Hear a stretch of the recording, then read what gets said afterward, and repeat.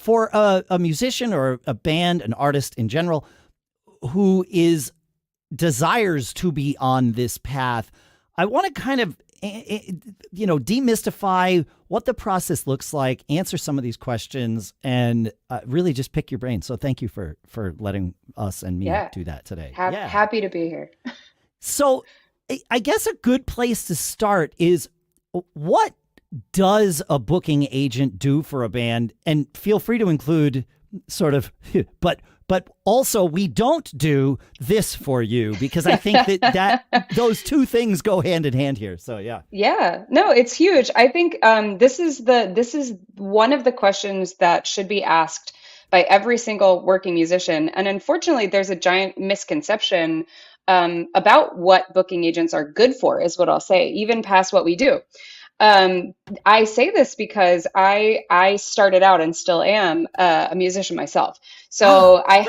I have a great trajectory because I went from one side of the looking glass to the other. And I started out with the wrong perception of what an agent does. So it is, yeah, it's great. When we started out, I had a band called South Rail. We did Americana music in Washington, D.C. And I thought booking agents, once you had one, you got to play festivals, you got to play series, you got better money, people came out to your shows. We pitched a bunch of agencies. We even had an agent come out and see us in Nashville. And we had, I think about 15 people at the show. And and lo and behold, they weren't interested in booking us because really, when you get into what a booking agent is good at, what we're good for, and what we provide our artists, a lot of it is organizational work. So the way that I describe my job is I am really good at Google Maps. I know routings. I am an encyclopedia of a certain level of venue. So I could, I'm really good at party tricks. Like if you mentioned a city and then asked me to list like 200 or 300 to 500 capacity venues in that city that are good for the genre that I book, I could tell you it across the US and Canada.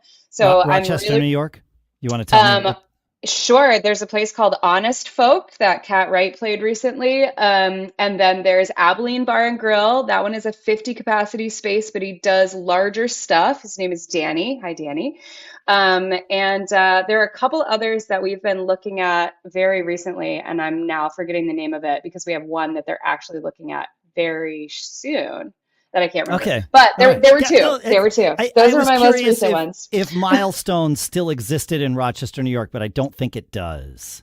That name is not, it's not ringing a bell. There's like a brewery. There was some kind of, oh shoot, what is it called? Yeah, there's like a brewery or something that I'm recently talking to. Got it. I have a couple Got it. offers. Yeah.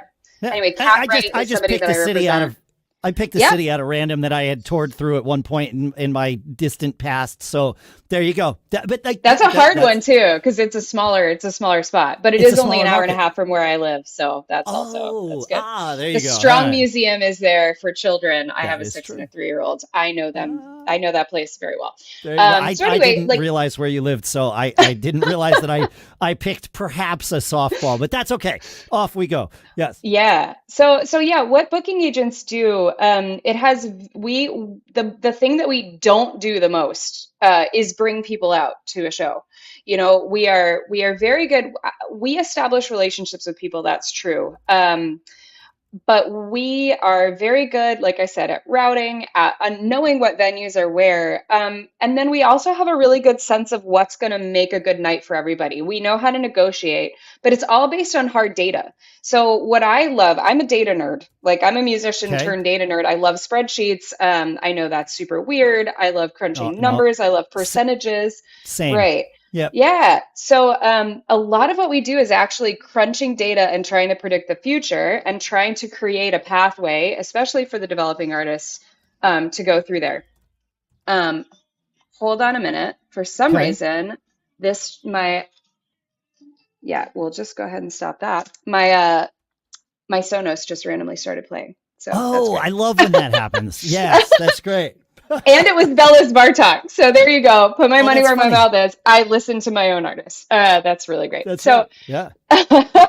so we know how to negotiate. We have history that we can look at. For instance, I have a large history of I know festival budgets, right? So I know what they can likely afford. I know what they can't afford. I know what I could probably place my artist in. I also know expenses for some venues. So if I know an artist is selling a $15 ticket and sells 50 tickets somewhere, I'm not going to put them in a venue with a large expense list because nobody's going to make any money, right? Right. So there are these tiny considerations that booking agents are very good at that take the already created demand and use it to the best of the artist's ability to step them up, to make a good trajectory for them. Carsey Blanton is a great example of this. She's one of my higher grossing artists that I work with right now. I started working with her in early 2020. We were grossing under $100,000 a year. We were playing venues that might have been like 200 capacity spaces. Working through the pandemic with her, we've been able to grow. And of course, this has a lot to do with things that booking agents have nothing to do with, which is content, releases, going viral on TikTok. All of those things we have nothing to do with, clearly. But her demand has increased. And then on my side, we've been working her up. The ticket prices have increased. We've been finding new rooms for her as she breaks through that 200 capacity sellout limit, and we go to the 300 to 500 capacity spaces. And then we work and we strategize together about what markets we want to hit, where we can make the most money, where the fans are, and we go from there. We have a lot of strategy conversations. Yeah, so what an agent doesn't do is grow a fan base. We can do nothing to help it. We really, because we're hard data people. Right. So promotion, yeah, I mean promotion, like we don't do any of it. Once the show is booked and contracted, I forget that it exists until we collect finals. Got it. Yeah. Yeah. Right. Yeah. Of course. Of course.